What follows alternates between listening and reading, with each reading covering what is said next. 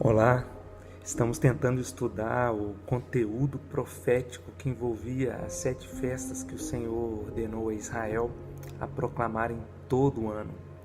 Lemos lá em Levítico 23, versículo 1 e 2, disse o Senhor a Moisés: diga o seguinte aos israelitas: estas são as minhas festas, as festas fixas do Senhor, que vocês proclamarão como reuniões sagradas. Falamos que essas festas são proféticas porque cada uma dessas festas apontam para algo que aconteceria lá no futuro. Jesus cumpriria o conteúdo profético de cada uma dessas festas. Colossenses 2,17 diz que esses rituais são apenas sombra do que haveria de vir. A realidade, todavia, encontra-se em Cristo.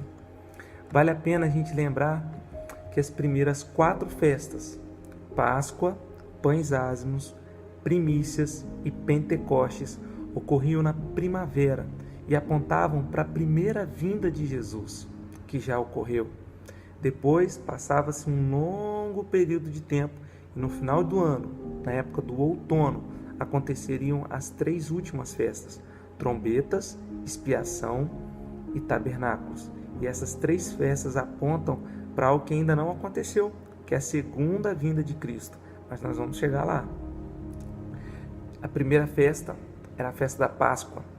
Jesus morreu exatamente na festa da Páscoa. Todo ano o povo sacrificava um cordeiro para lembrar o dia da libertação do Egito. E Jesus é esse cordeiro crucificado para que nós fôssemos livres. O sangue do cordeiro nos libertou do império das trevas. 1 Coríntios 5,7 diz: porquanto Cristo, nosso Cordeiro Pascal, foi sacrificado. A segunda festa era a festa dos pães ázimos. Durante 7 dias o povo não deveria comer pão com fermento. Eles só deveriam comer pães sem fermento, chamados pães asmos ou pães ázimos. O fermento era símbolo do pecado e Jesus foi sepultado exatamente na festa dos pães ázimos. A palavra diz que Jesus, ele se fez pecado por nós. Jesus fez mais do que apontar a presença do fermento do pecado nas nossas vidas, nos nossos corações. Ele se fez pecado por nós e morreu para nos tornar justos. Na festa dos pães ázimos, ele foi sepultado e retirado dentre os homens. Ele se tornou o fermento que deveria ser eliminado. Assim, Jesus cumpriu profeticamente a festa dos pães ázimos. Deu para relembrar, né? Hoje nós vamos falar sobre a terceira festa, a festa das primícias. Que festa linda! O significado dessa festa é lindo demais. Eu sei que você vai se sentir abençoado e encorajado ao compreender um pouco mais o significado profético da festa das primícias. A festa das primícias, ela acontecia no dia seguinte à festa dos pães ázimos e era observada apenas um único dia. Caía no primeiro dia da semana, no domingo. Então, olha só, na sexta era a Páscoa, no sábado, pães ázimos e no domingo, a festa das primícias.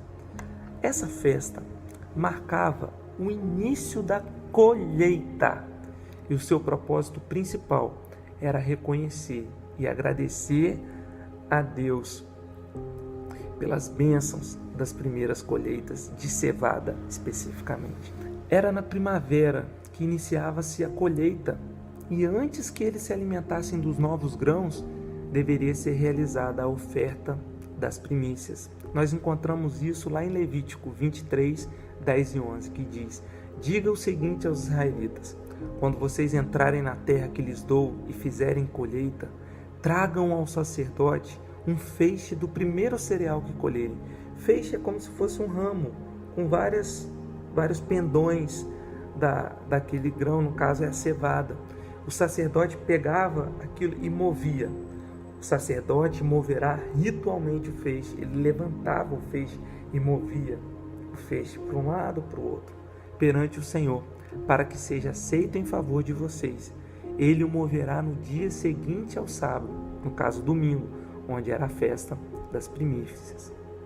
No início das colheitas, o povo deveria festejar, agradecendo ao Senhor pelo cuidado providencial.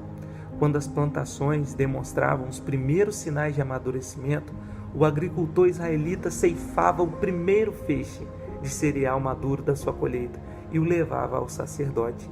O sacerdote, por sua vez, movia perante o Senhor no dia depois do sábado, ou seja, no domingo, em sinal de gratidão e louvor pela dádiva bondosa de Deus. Jesus morreu na Páscoa, foi sepultado em pães ázimos e ele ressuscitou nas primícias. 1 Coríntios 15:20 diz: mas de fato, Cristo ressuscitou dentre os mortos, sendo as primícias dentre aqueles que dormiram. A ressurreição de Cristo foi as primícias da ressurreição do corpo.